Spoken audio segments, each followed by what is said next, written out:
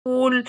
Eto 300 meters CSF rider, mukhang eto na successful. 150 meters, eto na, maisasagad na, naisagad na isang Italian rider. At eto second naman si Dibon. At eto na ang galit na Peloton. Grabe, successful ang breakaway ngayon. Napakaganda naman nun, napakalupit, napakatuli ng kanilang dalahan. Ngunit naging successful pa rin ang ating breakaway sa pangalawang pagkakataon.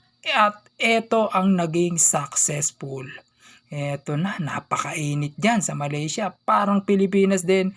Pero eto na ang bumbero to the rescue para maging malamig, ma-refresh. Kung umabot ka sa parting ito, thank you, kita-kits ulit.